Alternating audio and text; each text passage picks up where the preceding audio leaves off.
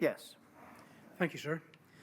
I was, before the break, going through my 10 sections and had reached section 2, which is the assets and advantages of the Scottish system. In assessing the events which led to the harms which have been visited upon victims of the disaster in Scotland, we believe that the extent of the culpability of the state in both causing and compounding those harms must be judged against the backdrop of the assets and advantages which the evidence shows that the Scottish system enjoyed. These were as follows. First of all, sir, as I've already mentioned, Scotland, both before and after formal devolution, enjoyed political autonomy in relation to the matters with which the inquiry is concerned. Though called administrative devolution before the Scotland Act, the Scottish Office enjoyed the same freedoms with regard to matters of health relating to political and financial matters. This, we say, enabled there to be political consideration of what would be in the best interests of Scottish patients, judged within the particular parameters and considerations which applied to them. Both before and after devolution, Scotland's separate political governance meant that a different course could have been taken to handling both the causation of infection and the aftermath of the disaster and putting victims first. That it consistently failed to do so exposes, in our view, what we call the myth of devolution, to which I will return. As I've already mentioned, secondly, sir, Scotland had its own fractionation centre, the Protein Fractionation Centre in Edinburgh. It was situated in the same relatively small city within a few miles of a major teaching hospital, one of the 5 regional transfusion centres, the headquarters of the SNBTS and much of Scotland's civil service. These practical advantages offered an ideal opportunity for the creation and maintenance of a dynamic, cohesive system of fractionation. The PFC had the power to make its own blood products and exercise control over the way in which blood to make them was sourced, along with the SNBTS, and the products were manufactured. The evidence shows that it had been intended, as others have said, that the facility might ultimately be used to fractionate plasma for other parts of the UK. The facility was thus a considerable advantage for the Scottish system to have at its disposal and under its control. It ought to have made Scotland self-sufficient in blood products much earlier than it did, and also to avoid the use of clearly unsafe commercial imports, which is a feature of the Scottish system to which I will return. Furthermore, within the fractionation system, as the inquiry has heard, was Peter Foster. At the Penrose inquiry of Peter Foster, Professor Cash said, if we had 25 Peter Fosters, we would have been fractionating on the moon. Given his attempts to dumb down for us mere mortals the intricacies of the fractionation process, it was apparent that he was a considerable asset. In our submission, when he was faced with technological challenges, when he was permitted to do so, he was generally able to solve them relatively soon. Scotland managed to, as we have heard from the SNBTS, achieve heat treatment of factor VIII, such as to eradicate HIV in December 1984. Peter Foster had become aware of the existence of a technology which might achieve that only 2 months before at the Groningen conference. Similarly, a matter to which I will return, he pioneered techniques relating to the yield of the factor VIII protein from plasma, which significantly changed the landscape of the Scottish system, a matter to which I'll return. In our submission, with these assets, Scotland's fractionation programme, if properly resourced and matters properly prioritised, would have been able to make progress towards the achievement of these technological milestones long before it actually did. Another asset which failed to be used. As I've already said also, Scotland had its own national blood transfusion service. It had complete operational freedom to operate the blood transfusion systems it saw fit in the best interests of all involved, including its ultimate users.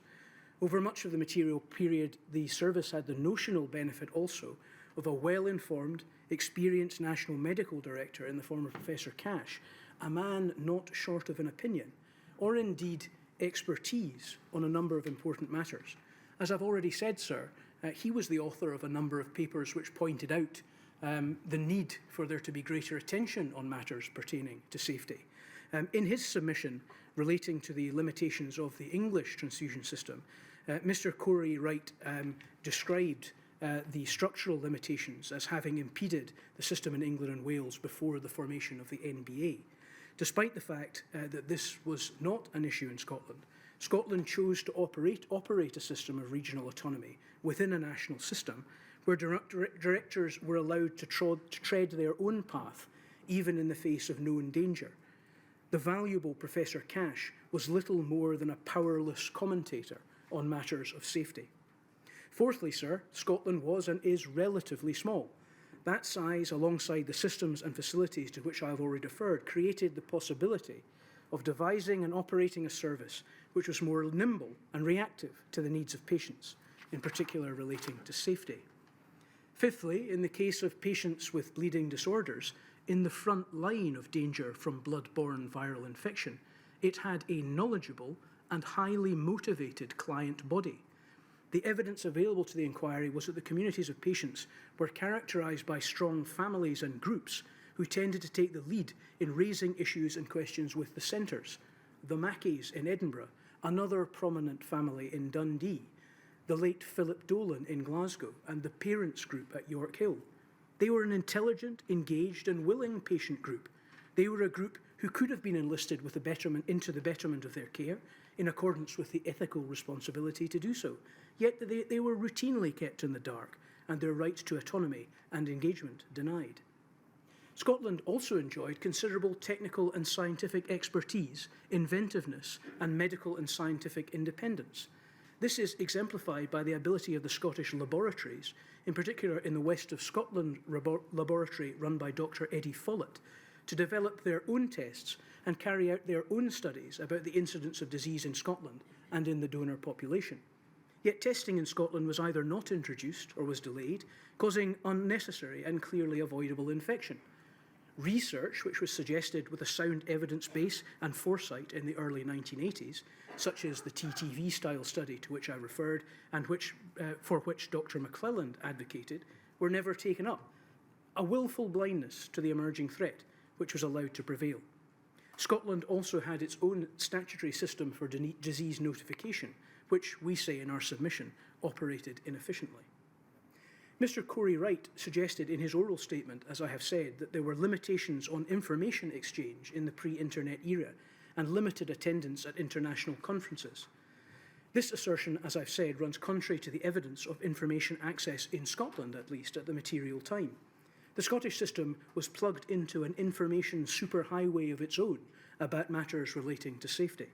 Scotland had its own royal colleges and world-class medical universities, and with teaching hospitals based in those in at least 4 of the same places as the transfusion centres and the haemophilia centres. In early 1983, Dr. Foster had attended 2 international conferences to enable him to access information about the realities of the AIDS threat. I've already referred to the conference attended by Professor Hahn in Stirling on the same subject. Dr. Foster obtained information about the success of dry heating against the HTLV-3 threat in October 1984 at the Groningen Conference. Dr. McClelland and Dr. Forbes had reliable access to US sources of cutting-edge knowledge about risk and developments in viral risk, the former most prominently about the value of the TTV study, to which he'd been allowed access in the US, and the latter in his close contact with the prominent Dr. Ratnoff in Cleveland, who had told him about an AIDS case amongst his patients as early as 1981, which was not reported until 1983. Professor Cash was given a vial of Australia antigen by no less than Alfred Prince in 1969, from which to develop Scotland's separate assays for testing for that virus after he brought it back to Scotland. Testing was made available to the Glasgow Centre for HTLV-3 from the US Centre run by Dr. Gallo. The Glasgow Centre collaborated with the Danish Melby Group in their immune function and AIDS research. Dr. Ludlam corresponded with Dr. Gordon in the US about the emerging threat of AIDS and the use of his patients in research. Dr. Perry corresponds with the Montaigne group in France, which discovered LAV in 1983. As we will see later, the British medical literature was flooded with information about hepatitis and AIDS. As to the issue of communication, the mechanisms for communication and safety-orientated decision-making were available. Regular meetings took place of UK CDO directors and of the Scottish directors separately, and of the Scottish SNBTS national directors. They regularly met with each other in the SHHD. Doctor probably did not need email to agree to spread his views on risk to Dr. Ludlam. Their offices were in the same corridor. The facilities for accessing information, assimilating it and sharing it were available. They were not used profitably. Furthermore, the evidence showed that Scotland had significant access to what might be described as lower risk blood products than concentrate. Cryoprecipitate was widely available and could have been used. In Edinburgh, it had been the mainstay of treatment before the arrival of Dr. Ludlam in around 1980. Similarly, from around 1977, writings by Dr. John Wallace confirmed that it was the mainstay of the other main treatment centre in Scotland at the Glasgow Royal Infirmary during the 1970s. Freeze-dried cryoprecipitate, a low-donor freeze-dry product produced by Dr. Gabra Law Hospital, the advantage of which he extolled at the time and explained in his evidence, was also available. It was, the evidence shows, used at York Hill Hospital successfully in the treatment of children there. It was, of course, a product eminently suitable for the treatment of children due to their smaller size and lesser need for factor VIII to achieve hemostasis. It was not used, the preference being for the unsafe Armour factor VIII commercial product.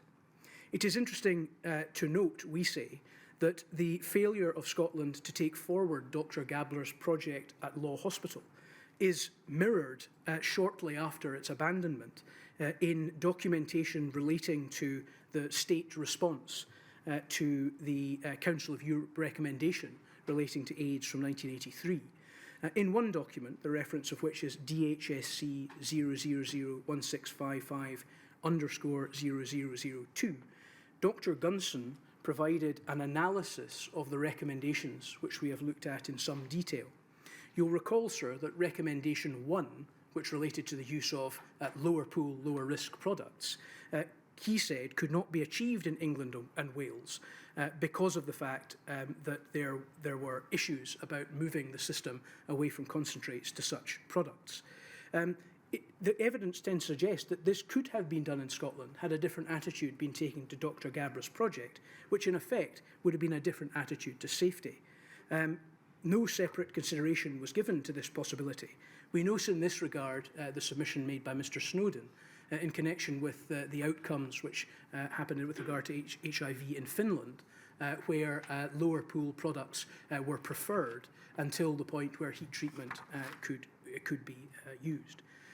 Finally, sir, there were close links in Scotland between hospitals and the transfusion service, which should have allowed information sharing between the transfusion doctors and clinical staff about the risks of blood and blood products and the need to minimise their use, and also should have made look-back more achievable.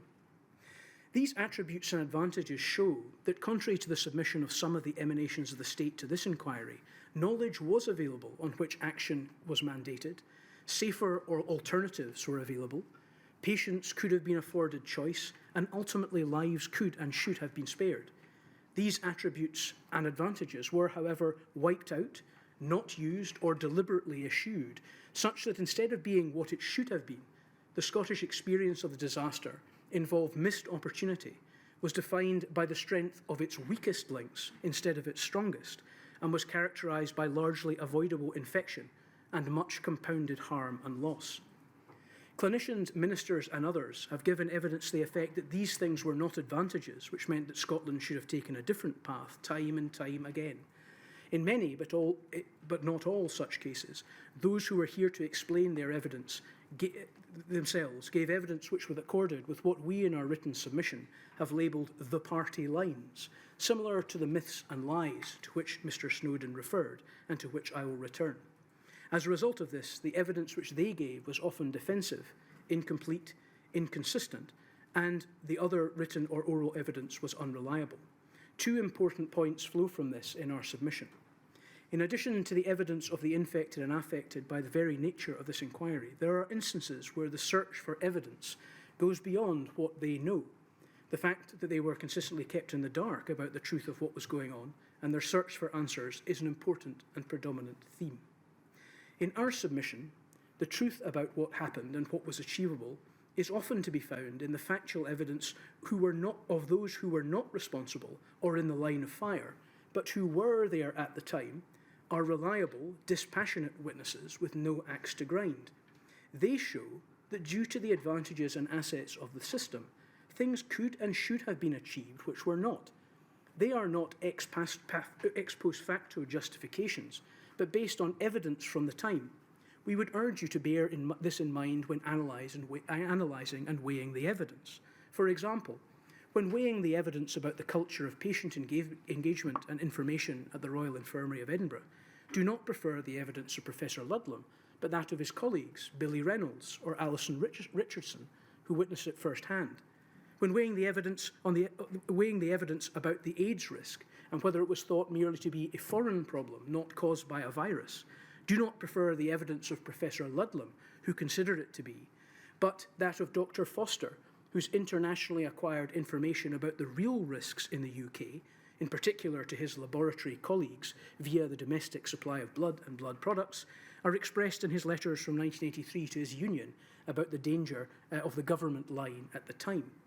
When weighing the evidence about the culture of the West of Scotland Blood Transfusion Service and their refusal to follow the safety measures taken or proposed to be taken elsewhere, prefer the evidence of Dr. Gillen, who said it was their practice to do their own thing, different from the more safety-conscious South East Service. When weighing the question as to whether donations were given voluntarily in military institutions prior to his arrival in the SEBTS in 1985, do not prefer the evidence of the likes of Dr. Mitchell. Prefer the evidence of Dr. Gillen, who said that they were not, and at that time stopped them. When weighing the evidence about whether prison donations were known to be high risk, do not accept the evidence available from the likes of Dr. Mitchell, but that of Dr. Walford, who said that they were known to be dangerous. When weighing the evidence as to why surrogate testing should have been introduced, do not prefer the evidence from the Scottish Home and Health Department, but that of Dr. McClelland, who said that a TTV study could and should have been done in 1980 or in 1981, and who was part of a team which recommended that surrogate testing needed to be introduced, published in The Lancet in April 1987. When weighing the evidence about why a look-back was not done, do not prefer the evidence of the government, but that of the expert Dr. Gillen, who said it could have been, and that it was ethically wrong for it not to have been in 1991. Secondly, and importantly, sir, it is a consistent theme of the party lines, as we've called them, advanced on behalf of the state, that they seek to say that things were not known or could not have been done or were not reasonable to expect. In the civil law, we judge questions of negligence in accordance with what was known or ought to have been known, and the reasonable standard applied to the circumstances of what the law should expect of an individual in his or her particular circumstances. The advantages of this context in which the inquiry should judge the excuses and defences advanced by those who might be criticised is important. It is because of these assets and advantages that I can invite you, sir, to accept the following broad propositions in analysing the evidence by the state and state actors in the defence of its position. When they say they did not know, they did, or they ought to have done.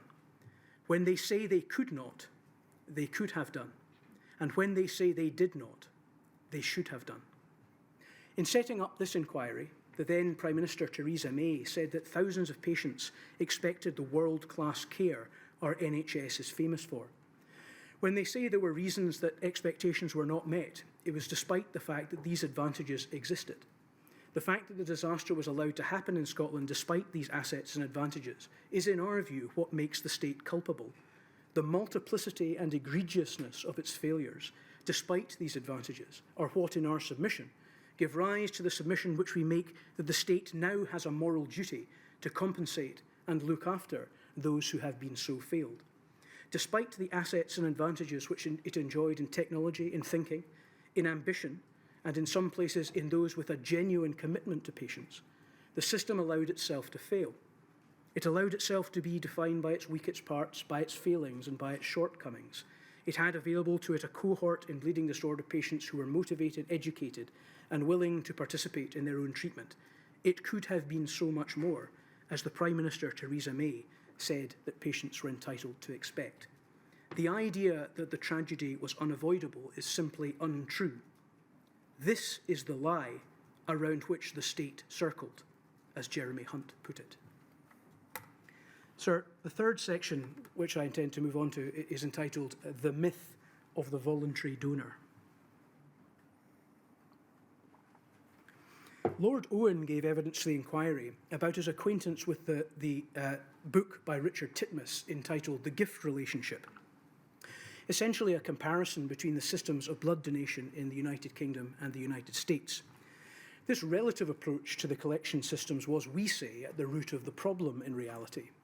It was legitimate as a matter of theory, as Lord Owen said, to assume that blood and the components of blood freely given by altruistic blood donors was likely to be safer than that given by the paid donors portrayed so clearly in the World in Action documentary in 1975 and elsewhere. This, however, was not the same as saying that blood collected within the unremunerated system was always given voluntarily, or that the UK system was safe, as opposed to just likely to be safer in relative terms. The evidence in our submission is overwhelming that the domestic system of blood collection, processing and use provided completely inadequate protection to the recipients of blood and blood products in Scotland. The main way by which safety could be maintained against pathogens which had not yet been isolated and could therefore not be screened for was donor selection. It would be incorrect to assume that the ability to benefit for the altruism of the volunteer donor was the only factor of the UK system which created a potential advantage over other systems which were built on paid donation. In addition to the altruistic argument, there was the fact that a UK system was one over which the transfusion system was able and indeed obliged to exercise control, and also the fact that the donations that were made were local. However, they require to use reasonable endeavours to make sure that these three aspects of the system, the donations being voluntary, the donations being controlled, and the donations being local, were in our submission inadequate. The assumption that the volunteer donor was a safe donor appeared to pervade the entire system, despite these defects. The fact that the donor system should be local was designed to stop the introduction of foreign pathogens into the UK. The fact that blood products were imported from abroad, of course, made the recipients of them vectors and was a clear and unnecessary danger to public health in Scotland. However, the fact that blood donations were also on the evidence, taken from tourists, meant that the risks of foreign pathogens were part of the UK system as well.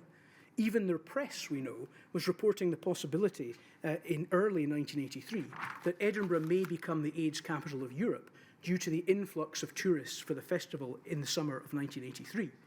Dr. McClelland acknowledged that visitors gave blood in Scotland, and of course they could transmit viruses to UK donors sexually. The reality of foreign travel and the dangers created by the easy transmissibility of HIV and HBV by sexual activity were not acted upon. These activities are, of course, generally secret in nature and not recorded anywhere. They created dangers which were not appreciated or acted upon. Further, the Scottish system collected blood from foreign nationals within high-risk groups, in particular the military from US bases in Scotland, to which I'll return. Against this background, the collection of blood within the revered system operating in Scotland meant that donations could not be described as voluntary or properly controlled. Though apparent throughout the period of the inquiry's investigation, this became particularly apparent as the AIDS crisis emerged, in particular in Edinburgh.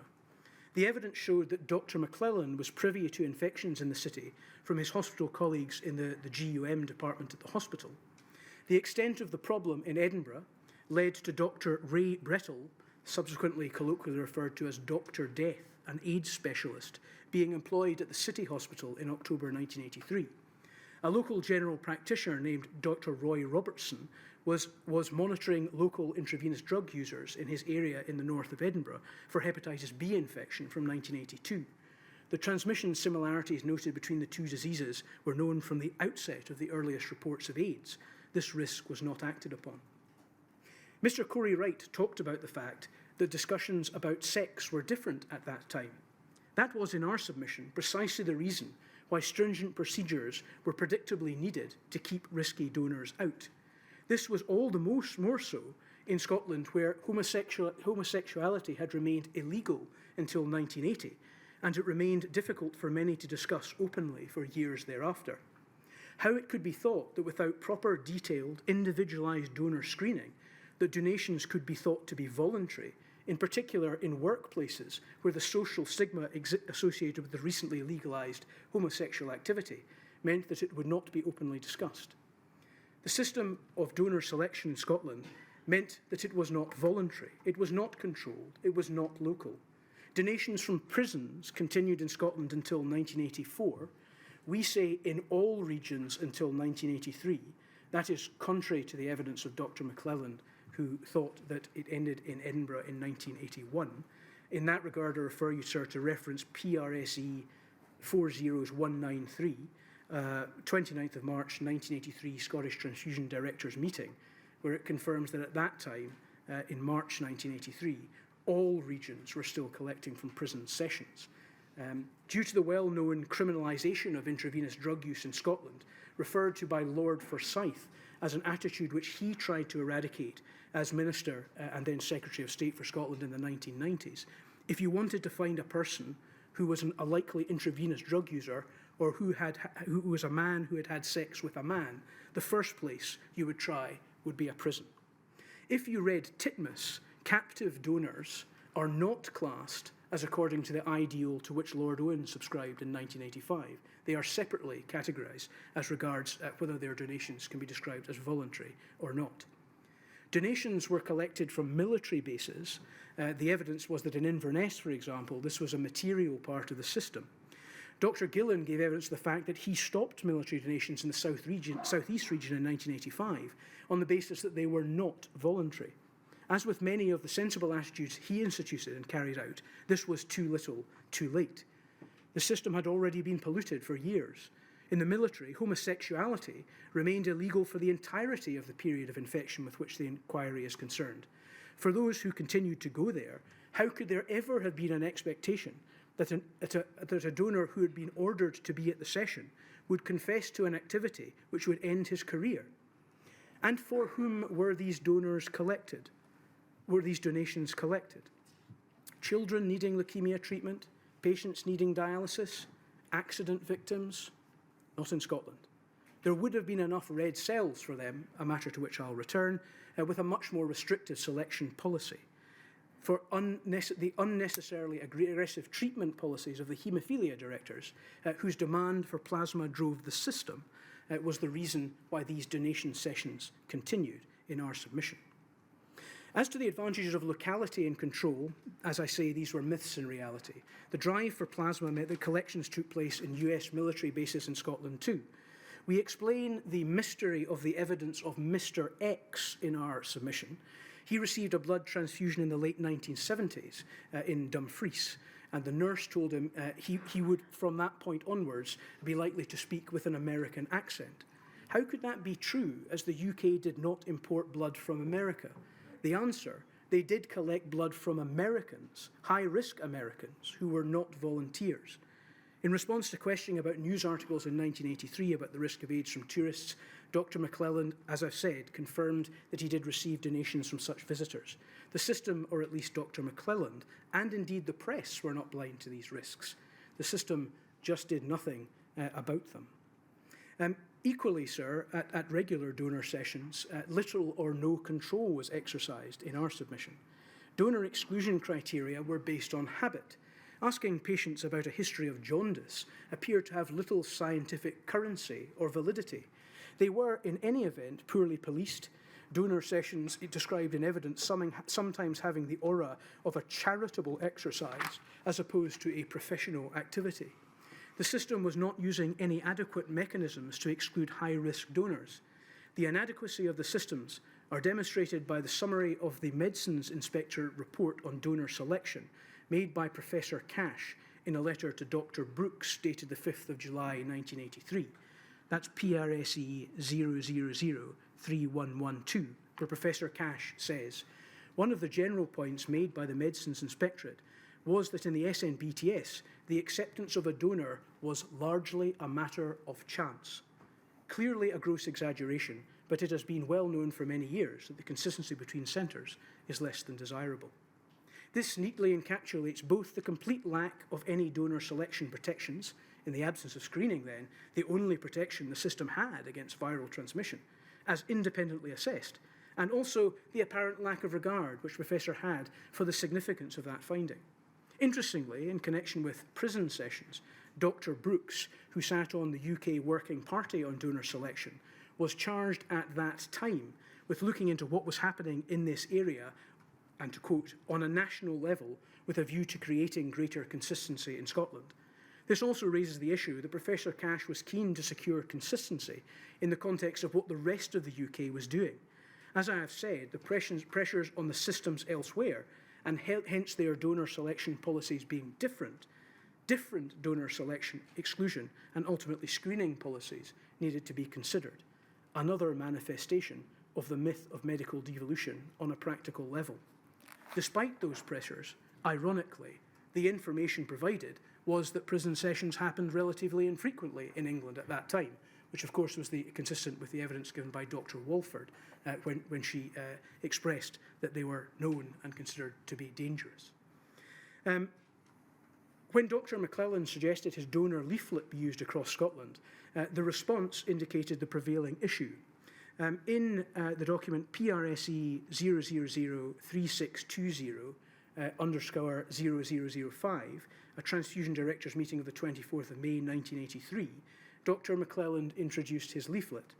Dr. Mitchell, however, had merely decided, quoting, to introduce into the health questionnaire to donors a question inviting those who were worried about AIDS to consult the doctor at the session. Dr. Urbaniak from Aberdeen did not even entertain the possibility. He had decided to do nothing, and again quoting, his view being that once a donor had entered the session, it was too late to make an approach. Mr. Bowie has accepted that insufficient systemic face-to-face questioning of donors regarding intravenous drug use took place, and that it should have taken place from the mid-1970s, based on the known association between that activity and infectivity. He accepted that it would have been better if they had excluded IVD use much earlier than they did, and if they had had a more systematic donor selection process across all SNBTS regions. The SNBTS apologised for these failures. He also accepted that other regions chose not to adopt the leaflet in May 1983 and expressed his client's regret that it was not more widely adopted prior to the national September 1983 leaflet. Though the acceptance of these points is helpful and appreciated, they are very much more limited concessions than the evidence would suggest are appropriate. The regional autonomy point is just part of the problem. The responses of Drs. Mitchell and Urbaniak indicate a much more widespread reality that there was no real system for the prevention of high-risk donors or any real willingness to institute one. This was also the finding of the Medicines Inspectorate. In any event, the concession about the lack of personal interview surely has wider ramifications than merely the failure to exclude IVD use, significant as that failure was. We also argue that all of the leaflets were hopelessly inadequate in their wording. The systems for their dissemination and use to seek to prevent donation by high-risk donors were also inadequate in light of the known potentially fatal consequences of infection. We look in some detail in our written submission about the wording and point out what we consider to be the inadequacies. What was the effect of all of this? Scotland's system of blood collection was as far from the altruistic ideal which Titmuss had painted. It was, in our submission, on a par with the sewer of viruses as my learned friend Mr. Snowden accurately described the US system. The theoretical advantages of a voluntary donor system had been given up in practice. The system of blood donation was a myth. It was not voluntary. It was not local.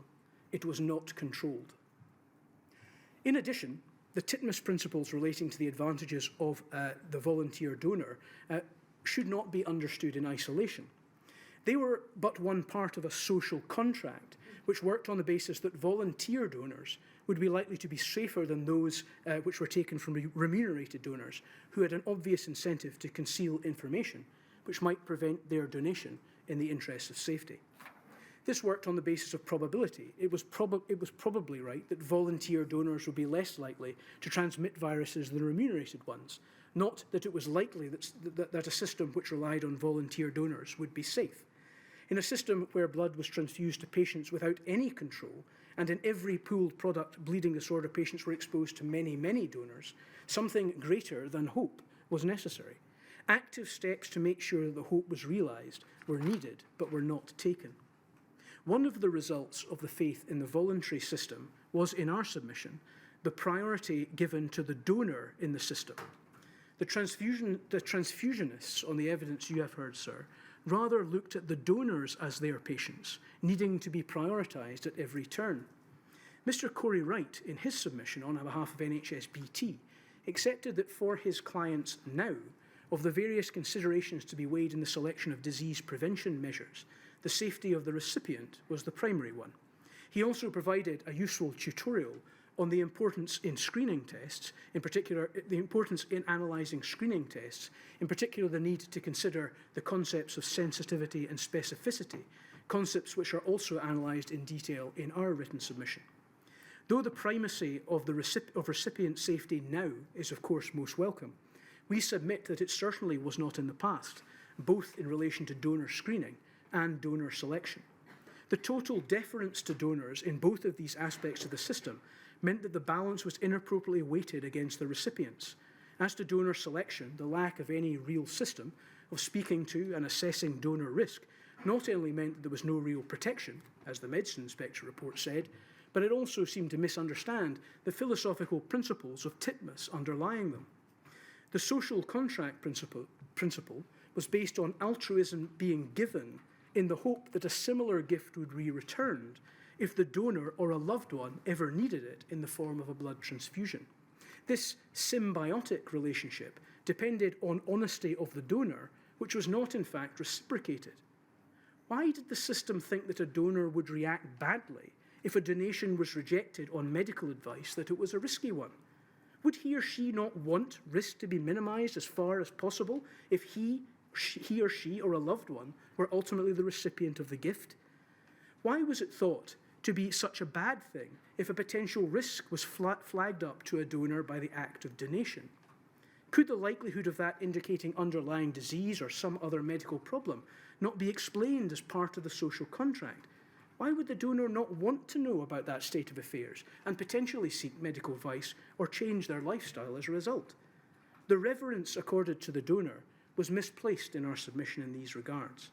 Similarly, in screening, much of the same illegitimate weight was placed on these considerations. In screening, we invite you, sir, in our written submission on the subject to find that there was a failure to institute screening and that delays in doing so were unnecessary and illegitimately influenced by these donor-related considerations. Thus, in the balance, considerations of issues of specificity, the problem of false negatives, were given undue weight where there was acceptable proven sensitivity, the possibility of false negatives. In that, the aspiration of Mr. Corey Wright's clients today to make the primary consideration the safety of the end user was not routinely realised. Mr. Corey Wright ultimately agreed with the forceful pleas made on behalf of the UK Thalassemia Society in front of you, sir, that donors needed to be treated honestly. In particular, they should know about the vulnerability of the recipients of their gift. We agree with that. This was far from the system which operated at the time, in Scotland at least. There was no reason why it should not have done. Indeed, it was consistent with the Titmus principles of the gift relationship, which underpinned the whole relationship. In our submission, sir, the faith in the voluntary donor system led to a faith in the safety of blood which was not justified. This, combined with an apparent lack of the proper analysis of the necessity of blood and the quantities in which it was transfused, or the necessity of pooled blood products in the treatment of bleeding disorders, led to safer practices being allowed to dwindle and die. Low pool concentrate from Law Hospital was sacrificed. Cryoprecipitate production was allowed to dwindle. The blind faith in the voluntary system, which was not voluntary, which was not local, and which was not adequately controlled, led to a misplaced faith that blood and blood products from Scotland were safe, as patients were invariably told they were if they asked. They were not. Sir, I would like to say a couple of things in general terms about a matter relating to this topic, those being the Medicine Inspectorate reports. There are a number of such reports, sir, which contain, I think it's fair to say, a scathing analysis of the operation of the blood transfusion collection system in Scotland in the early 1980s. The underfunding and lack of attention to the system created in our submission a breeding ground for the transmission of disease. That the aspiration of the system should adhere to good manufacturing practice, frequently mentioned by those who work within the system, could not have been further from the truth. The inspections showed up an issue which specifically related to the viral threat, in particular the continued collection of blood from prisons, a practice which had been internationally condemned and was not followed generally south of the border. In addition, the need to deal to some extent with the practical outcome of the Medicine Inspectorate findings practically diverted key staff at an important time. Dr. McClellan was hampered in his ability to be able to take steps to resist the HIV threat, based on the fact that he spent, in his evidence, a large amount of his time dealing with the inadequacies of the Edinburgh systems. Ironically, these woeful inadequacies which were shown up in these reports, and which it is stated in them, would in other circumstances have led to licenses being revoked, were identified in an entirely toothless and ultimately futile process.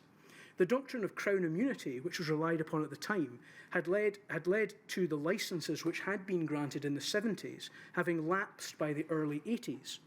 Positivist legal theorists like John Austin would have identified the lack of sanction as a flaw in the system. We would agree. The system, which was the only line of defence against at least one, soon to become two, potentially fatal diseases, was unlicensed, inadequate, and unsafe. The blind faith in the safety of the supposedly volunteer donors provided no real protection. As I said, sir, one further matter I'd like to speak about is the fact that in Scotland the system was plasma-driven. In his oral statement to the inquiry, Mr. Corey Wright pointed out that the maintenance of the blood supply was an important reason in England and Wales why proposed safety measures could not be taken. Such measures would have reduced the numbers of donations which could be used, either by deterring donors or introducing surrogate or more direct testing methods, which would have run the risks of blood or blood components not being available to meet the demand for transfusion. Importantly, sir, this was not the position in Scotland throughout this period. The whole system was driven by the need for plasma to make factor VIII concentrates. Such was the demand for it. The idea that blood required to be collected from the early 1980s to meet the demand for transfusion is simply inaccurate. The driver in the system was for plasma to meet the huge increase in demand for factor VIII concentrate. The need to meet the quotas is clearly exemplified by the increasingly frantic tenor of the correspondence between Dr. Bolton, Deputy Director of the South East Scotland Blood Transfusion Service, and Dr. Ludlam, which is analysed in detail in our submission. It shows a system fit to burst and explains why risky donors required to be retained and donor exclusion policies kept to a minimum. Dr. Bolton has, of course, been an experienced haemophilia clinician himself, and no doubt this was part of the decision to put him in the firing line in order to try to handle the Ludlam issue. His deference to Dr. Ludlam was shown by his evidence, which he gave relating to an episode in 1987, when he mistakenly prescribed a trial product to a patient, about which he issued an effusive apology. The statistics are also instructive in this regard. Professor Ludlam threatened the use of commercial product if he did not get sufficient supply of the domestic product, which he preferred. This was not an idle threat. In 1981, the statistics show that a significant amount of the concentrate used in Edinburgh was of commercial origin. Dr. Bolton and Dr. McClelland therefore knew that if they failed to meet the quotas, this would have an unsafe effect. All involved were committed to the use of domestic products. The warning given by Professor Ludlam was that if you do not strain the system, as I have asked, I will go elsewhere, which we all know to be unsafe. I will return to the theme of the effect of the plasma drive later. It is important to note, sir, that in Scotland, unlike in other places where the risk for products was defined by the fact that patients were exposed predominantly to commercial products, the collection practices which were the result of which resulted had a knock-on effect for transfusions as well. The drive for plasma meant that the need to continue poor collection practices. That meant transfusions were also less safe. Transfusion patients were prejudiced by the drive for plasma, which in turn was caused by the use of factor VIII concentrate. This was the fatal flaw of the self-sufficiency position in Scotland. Self-sufficiency should have been an achievable target in Scotland. The facilities which had been made available, in particular its control over the PSC, meant that Scotland could and should have been able to have been self-sufficient throughout this period. If it had been, it would have been safer not only for those in receipt of blood products, but for transfusion patients as well. My fourth theme, sir, which is connected to the subject which I've just been addressing, is what we call the concentrate juggernaut. The commitments to the usage of concentrate in Scotland to some extent is traced back to the 1960s in our submission. Decisions were made about the construction of the PFC at that time. The evidence which you heard, sir, from Sarah Middleton, who you'll remember, sir, was giving evidence predominantly on the basis of her experience of Spaywood, as an employee of Spaywood, but also had experience of working at the PFC in the early days, explained that the processes which were involved there had absolutely no regard whatsoever to safety or to matters which would assist with the achievement of safety, such as the use of stabilisers to be able to promote the possibility of heat treatment. Despite the lectures to which I've referred that were given to the Royal Society in the 1970s, the PFC the PFC project proceeded during the 1970s without any particular regard to safety. It is important, sir, to understand in Scotland, as I've already said, that the position predominantly in the two major centres, in Edinburgh and Glasgow, was that cryoprecipitate was the mainstay of treatment during the 1970s. In Edinburgh, that is most easily characterised in the change of director, which occurred in 1980. The previous director, Dr. Howard Davis, had a policy of which was really two-pronged. One was that he liked to use local products because he thought they were safer, and one was that he liked to use cryoprecipitate because he thought that was safer because it came from it exposed patients to a lower number of donors. Despite the lack of any safety features, the use of concentrate in Scotland grew massively from around 1980, not as early as other parts of the United Kingdom. This increased factor VIII usage in Edinburgh, by our calculations, when one compares the latter half of the 1970s to the first 5 years of the 1980s, our calculations which we set out suggest that the amount of factor VIII concentrate being used in those two periods indicates that 6 times as much was used in the first half of the 1980s as has been used in the latter half of the 1970s. Increases were apparent also in the other centres, but not to the same extent. 2.39 times in Aberdeen, 3.08 times in Dundee, 1.77 times at the Royal Infirmary in Glasgow, 3.96 times at York Hill, and 1.69 times in Inverness. All of this, of course, sir, occurred after evidence such as the Preston paper emerged about the dangers associated with concentrates and the possible severity of non-A, non-B hepatitis. Despite the known risk, the tendency to reach for a concentrate as the treatment for a bleeding disorder, without consideration of the risk or the alternative, or the particular characteristics of the patient, far less their views, which were invariably not sought, led to the risks for patients being increased considerably throughout the period over which the infections predominantly occurred. This manifested itself in patients receiving concentrates when it was not necessary. Dr. Walford accepted in her evidence that the risks outweigh the risks of using concentrate in the period in which she was active in the early 1980s outweighed the benefits for mild or moderate patients. Professor Forbes conceded at the Penrose inquiry that in Glasgow he simply reached for what concentrate was on the shelf, sometimes domestic, sometimes commercial, with apparently no regard for the safety differences between the two. The evidence was that many young children were treated in the early 1980s with concentrates. An analysis of a number of these such cases is presented in our written submission. These products were simply reached for.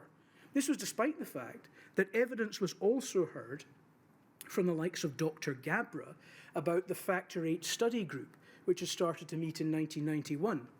Dr. McClelland agreed with him that they both had faith that solutions would be found to make the products safe.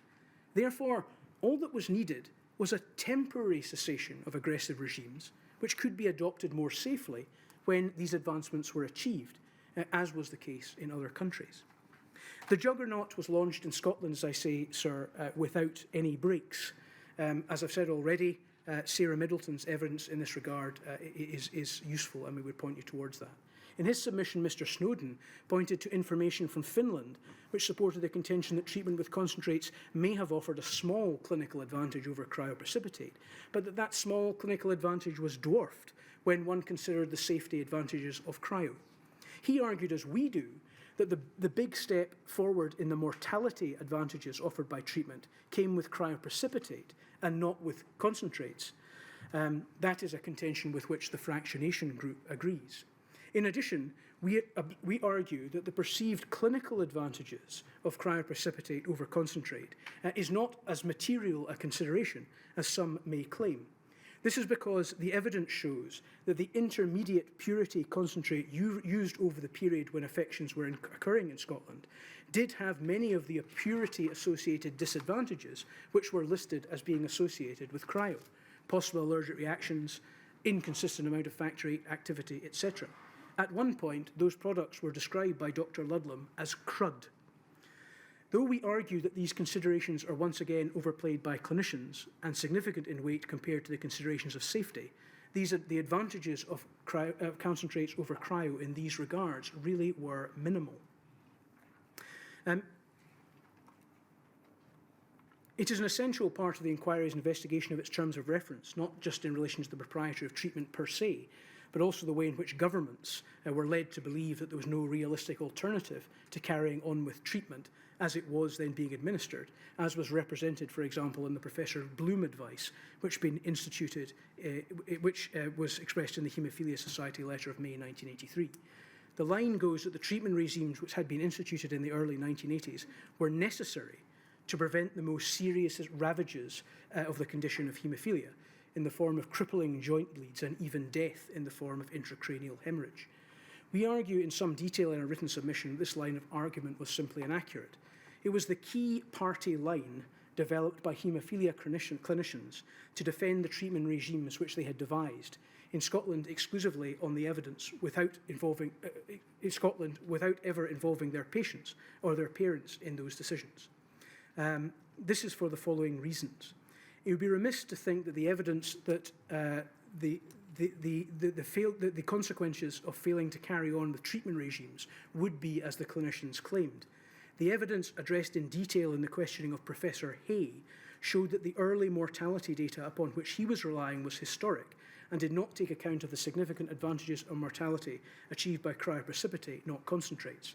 As I've said, in Edinburgh and Glasgow, the mainstay of treatment until the late 1970s had been with cryo. Many patients survived. In any event, the line or argument makes out that the choice was between one known consideration, the advantage of aggressive treatment regimes for bleeding, as against one unknown, the possible consequences of disease, which were not fully understood. We argue that not only was the likelihood and severity not as was made out, however, it is also not the case that the advantages with regard to the bleeding were, to use the government's words, conclusively proven. Professor Han described Dr. Willoughby's prophylactic treatments as York Kill as ahead of their time, but not standard practice. The evidence of what the outcomes would have been without those regimes far from support the theory that these treatments offered significant bleeding advantages. Indeed, many of our clients who have survived with serious transmissible diseases have questioned whether these regimes did, in fact, improve their joints. And of course, there are many others who are not with us to describe that. But it was not haemophilia that led to their death, but in many cases, infection. In any event, the small risk of death or serious joint damage was an argument only even theoretically applicable to more severe cases of haemophilia. Aggressive treatment regimes involving the liberal use of concentrates were simply not necessary for moderate or mild patients. No distinction or nuance to this effect was ever set out by the clinicians. The idea that treatment regimes would have continued forever, as I've said, was an illusion. Only temporary suspension of more aggressive regimes was necessary until advances could be made that would eradicate the risks. These were predicted. Thus, considering the effects of permanent changes to treatment regimes was misleading. There was an institutional willful blindness to the risks and the ongoing harm, which was perceived not to be occurring during a period described by Dr. Winter as the golden interval. This was the interval during which he suggested that increased concentrate use from around the time of the licensing of commercial products in 1973 was thought to be justified on the basis that screening had eradicated the HBV risk and there was no particular reason to be concerned about other risks. Now, in our submission, of course, sir, over that period, the clear evidence of harm, which is shown in some of the research, suggests that this is, in fact, not correct. In any event, it was not until later in the period that what we describe as the concentrate juggernaut was launched in Scotland, at which time the knowledge about harm from sources such as the Preston paper was much more apparent. Sir, I've already said a number of things about the system with regard to the fact that the system is plasma-driven. I would just refer you, sir, for the sake of the transcript, to one particular reference which is helpful in that regard, that's PRSE 0000512. This is a letter in which Professor Cash explains to the Scottish Home and Health Department a phenomenon which Mr. Corey Wright referred to in his submission. The fact that the system was primarily plasma-driven meant that, as he said, the SNBTS, this was in 1985, currently outdates 30% of its shelvable blood intake. Now, sir, that is important because Mr. Corey Wright argued that first of all, there were desperate shortages of blood in England and Wales that meant they had to rely on assistance from Scotland, which is correct. But the importance of this with regard to Scotland is that because of the fact that so much blood was able to be effectively unused, what that meant in reality was that it was only the aggressive treatment regimes that were driving the system. And therefore, considerations of matters such as surrogate testing could have been achieved without impact on the blood available for transfusion, which Mr. Corey Wright at least argued would not have been the case in England. And the only thing that would have needed to change to facilitate that would have been reining back the more aggressive factor VIII concentrate programs, which I've described. One element, sir, of the scientific evidence is important in this regard. Dr. Perry, in his evidence, described the scientific developments led by Dr. Foster, which resulted during the course of 1983 in greater yield being able to be obtained from the plasma which was delivered to the PFC. He praised this in age as being the reason why Scotland was able to swap out unheated stock for 2-hour dry heated stock in December 1984, a technical innovation resulting from the technical discoveries which Dr. Foster had become aware of at the Groningen conference 2 months before. The surplus had become so large that the entire stock was able to be replaced in one go. This is also why the inquiry has heard evidence of haemophiliacs in London receiving PFC factor VIII concentrates at around 1984. They had so much, they were giving it away, and indeed Mr. Corey-Wright reminded us they'd been giving away the red cells. Documentary evidence from November 1983 at PRSE 0001576 showed that the stock levels had risen in November of 1983 to 1.4 what the stock had been in the previous year. A concern had in fact arisen that this may result in some of the stock having to be destroyed. And there is evidence on the 31st of March 2022 at pages 126 to 127. Dr. Perry expressed his shock at that time that the stock position had got to that level. However, the key issue for us is the fact that these technological advances did not result in any material systemic change to blood collection procedures and donor exclusion. The system was driven by the need for plasma to make that product. The system had been set up to bursting point by that time. All donors were needed to meet the excruciating targets. When a greater amount of yield was achieved by the scientists, much less plasma was needed. At this crucial time, it appears that nobody thought that this could lead to more aggressive measures to steer clear of high-risk donors. Prison sessions continued. Military donations continued. Donor exclusion remained loose and impersonal. Innovations to deal with the AIDS risk were rejected in the name of the need to maintain donations. All for what? To make products which sat on a shelf. Sir, it would be remiss of me in my submission about the use of blood products not to make some mention of the tragedy which occurred at York Hill Hospital, to which my learned friend Mr. Bowie has also already made reference. As I have already referred to, the prophylactic commercial concentrate-based treatment system instituted by Dr. Willoughby was described by Professor Hahn as being ahead of its time. What he meant by that was that it was later realised that by treating clinicians that such an approach may have advantages for the control of the worst extremes of bleeding disorders. Even if this were true, the key question was not whether it would have such an effect, but whether such an effect could be achieved safely. Our written submissions contain a detailed analysis of the York Hill tragedy, which resulted in the infection of 21 boys with AIDS. It concludes that the regime was the opposite of the then accepted clinical practice and the principle of self-sufficiency in Scotland. It was negligently unsafe. Commercial products which were known to be unsafe, it could be ordered, it appears, without medical or financial oversight. It was contributed to by a lack of facilities at the hospital, which required boys to be treated mostly away from the hospital. Knowledge of the risk was poorly understood at the hospital.